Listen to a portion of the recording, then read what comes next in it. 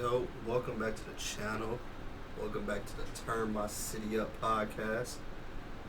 Today, as y'all can see from the title, we're going to talk about all the rumors and the stories coming out about Jonathan Kuminga. A lot of y'all that follow me, a lot of y'all already follow me on Twitter. Y'all been seeing what I've been saying. The Suns want another wing. I told y'all before, the ones that have tuned into my lives on. Shout out to the people, by the way, that's been supporting the Twitch and the YouTube lives. I told people once Brad got bought out, he ended up, y'all know he's on the Clippers now, that the Suns were gonna look to move like Grayson and Royce, or try to package them together for a wing. Now everybody's seeing that wing is Kuminga. Obviously, we know the Suns have had interest in Kuminga because his name was coming around at the trade deadline too. He fits. It's a lot of arguing going on to the TL. A lot of fans, just going back and forth. Ain't nothing crazy, but a lot of people don't believe in him because obviously there is this narrative and stigma already attached to Kuminga. Because to me, it's just about that he doesn't fit there, and he's unhappy. So a lot of stuff. Like, people believe that the guy can't rebound or he can't defend. I don't believe that. I just believe it's clear. Like, when players is like mentally not there, they don't like where they are. They don't like their situation. Like, they're not gonna try as hard in other areas. And like, the guy wants to play. Body's making all that noise. Sorry, but yeah, so I believe he gets in a fresh new spot like here or Sacramento, like Sacramento's been rumored too, that he'll he'll lock in on that end too.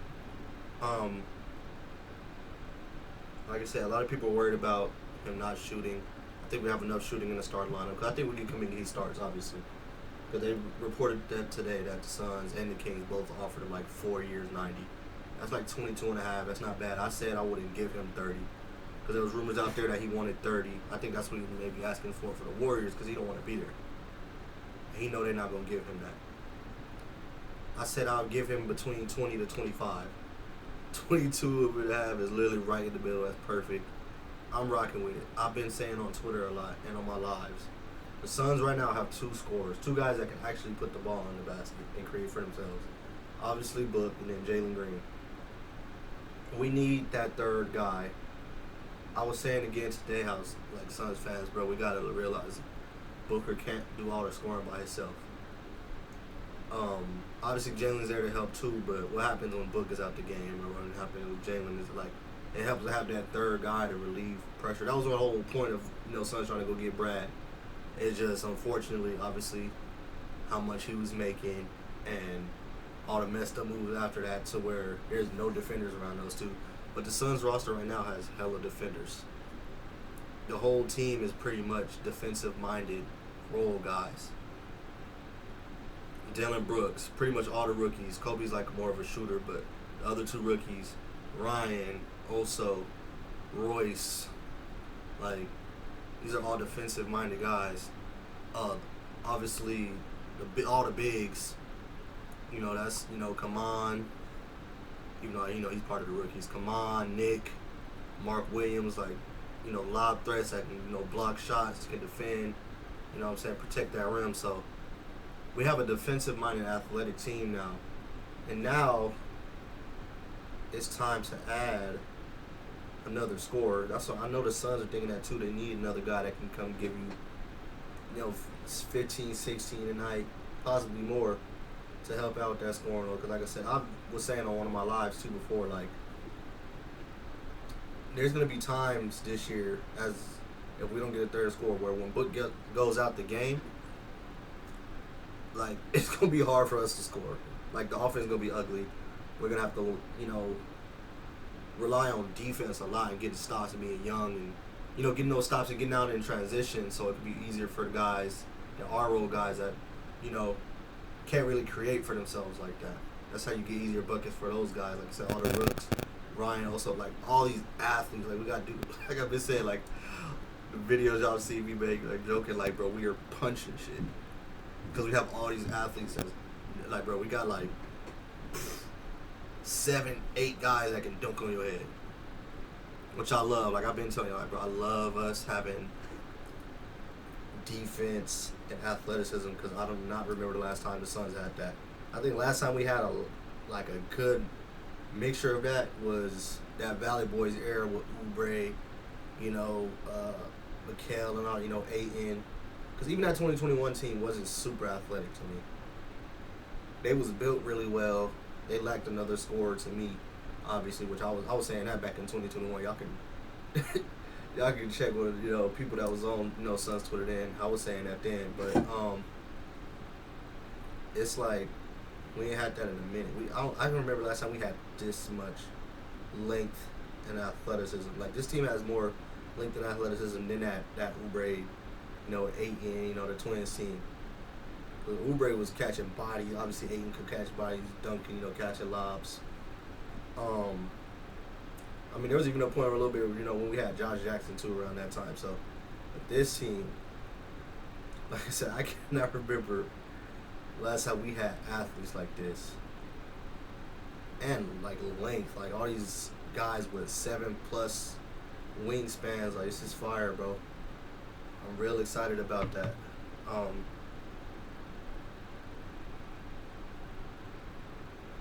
Sorry, y'all. Text back my mother. But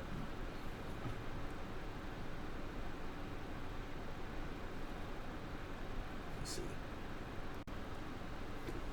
Yeah, so like I said, back on the athletes, we have a lot of our guys, like I said too, like the team is young now too. So it's just the fact everybody's not developed yet offensively. We're hoping Ryan can get there. Obviously, Ryan was looking good in the summer league, like off the bounce and all that stuff like that. But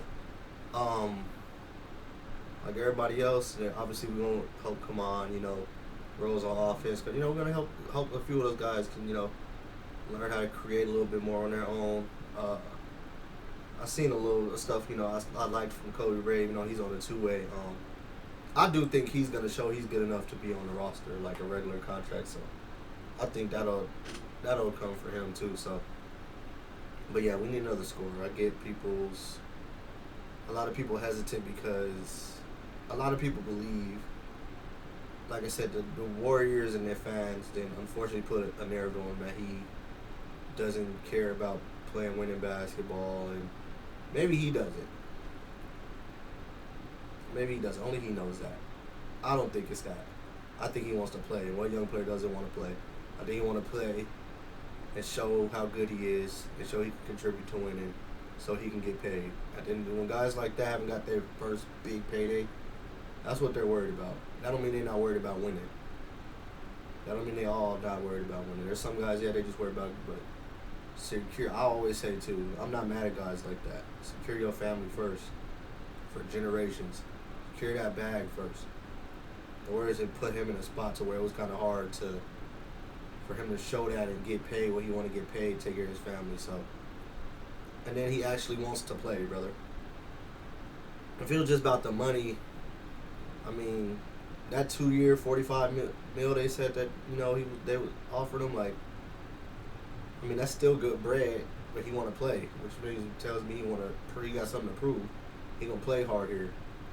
I think he'll buy in here. So that's just what I think. It seems like the fan base is torn about it. I think many people keep bringing up the money. We're not giving him something nuts, bro. 22.5 is perfect. That's exactly what I believe he's worth. I've seen people talk about 100 M's and all this, like, bro. The buddy's straight, man. Like, he's good, bro. He's good when we give him that. Like, what we're offering him, he's good, bro. Like I said, I think a lot of people, if we get him, I think a lot of people gonna eat their words on him. I really do. They gonna show people how good we scored. Like, bro, he scored about, 23, 24 a game in that second round versus the Wolves. Obviously, they lost because Steph was hurt. But they had to play him because Steph was hurt, and he was one of the ones scoring. Nobody was like just setting them up like that. Like there's a lot of play. Like dude, obviously Draymond is a good setter. Jimmy is too. But dude, go watch the film on that series and go watch how locked in he was on the time when he was guarding Anthony Edwards and getting stops. For those people that were telling me he can't guard, please just go watch film on that series. Watch him on possessions where you're watching that. I ain't saying he don't make no mistakes. Warrior fans, I know he makes mistakes. I know he wasn't always locked in, but y'all cannot, we can't pretend like we don't know why he wasn't locked in on like it's the same things, same conversations we used to have when DA was on the Suns and all that stuff was going on. But you seen when DA was getting paid, he was getting touches like lobs from Book and all that. What's going, bro? He was good. He was locked in. So that's just really what it is, man. We gotta. I've been saying another thing to our sons, like we gotta take chances right now. We don't have none of our picks for these next coming years. Tanking does nothing for us. We have to find a way to acquire young talent and hope they pan out and end up being stars. And all these dudes, like I said, we had like Jalen, like a lot of our team is 23 and younger. Kuminga also fits that age group. Kuminga's 22. He's 22 years old, bro, and he's that good of a scorer. He haven't been not once given like full freedom and been a starter and like in the mid. Like, just imagine what he could do, man. And people like, I don't like the narrative either that people are acting like he's gonna come here and pretend like this is his team or something, and he's not gonna. Well, dude, he's not stupid. I don't think he's delusional, bro. He wants to play. Why is it such a bad thing to go to? I don't know. I just don't like when people act like it's a bad thing that young dudes want to play and prove themselves and get their money. I hate that to me. That's crazy. There's nothing wrong with that. There's nothing wrong with that. And like I said, that's him. Like, y'all not even thinking about the fact that people have been talking crazy about him. Saying he sucks and all that. Like, he's going to be happy here. He's going to get to start. He's going to play a lot of minutes. He's going to get paid. He's going to lock it. Like, he has something to prove. He fits that, too, where a lot of these dudes is... Like, obviously, the rookies, that's... Rookies and the sophomores, they already know they got something. They want to show, like, hey, dude, I'm nice. Because they're going to be working on, hey, I want to get paid, in a few years and then my turn, what I deserve. Those dudes is young and hungry, the rookies and the sophomores. Then the guys that got traded for KD here. Like, Dylan Brooks already plays with a chip on his shoulder. Jalen Green, too. Now, y'all just could see from the interviews from them in Summer League, like, bro, they about to come here, like, it's going to be a young, hungry team, and Kuminga fits that, bro. That's all I'm saying. He's another dude that could be like, oh, man, they wasn't playing me. So a lot of that fan base just talk crazy about me, like, I can't do this, I can't do that. I don't impact winning. That's another dude that's going to come over here like, okay, I'm going to show you. I'm going to show the league. Like, bro, I love that. That's the mindset we need out here, man. Ain't y'all tired of teams? Oh, my. The narrative about the Suns is that we've been fucking soft. Y'all not tired of people calling us soft, gang? I already think a lot of our team right now, like, we're not going to be soft next year. We had him too, bro. Ain't nothing soft about us. I ain't mean we're going to be super good, but I do believe, that's another thing. I think we get Kuminga, we're for sure a playoff team. I already think we're borderline. I think we would make it, maybe sneak in, get in there, maybe be a play-in team. I think we'll be better than people think. But we get Kuminga, I think we're for sure a playoff team to me. I think we could be a top 6 team. And I'm going to do a video with my boy, William Broad, soon, because I want to do a more focused video on Jalen and Dylan, because they watched them. Obviously, they was in Houston. I want them to talk, I want to talk about those two specifically, because I think it's funny to me that 2 starters on a 2 seed is coming here, and people just think they're not going to help us win a lot of games.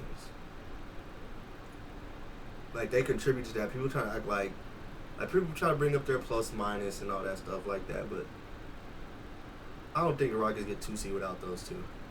First of all, Rockets for sure struggle with, like, spacing. Both of them had to provide that and shoot a lot of threes because a lot of other guys on that roster don't shoot them. Somebody had to shoot them, which and there's another thing I gotta say about Jalen Green. To me, having to force threes because nobody else shot them. Somebody else had to shoot them. Obviously, Brooks shot them too, but a lot of that team is paint touches, guys. Guys that need paint touches. So obviously it helped. Like I said, the way Dylan was getting 14 a game, Jalen was getting 21, something like that. Like they contribute to that, and they're gonna contribute to us getting wins here.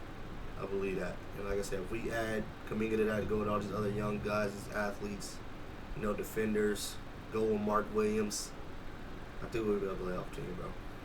Now let me know what y'all think. I know what a lot of y'all think already. So let me know what y'all think after listening, watching this video.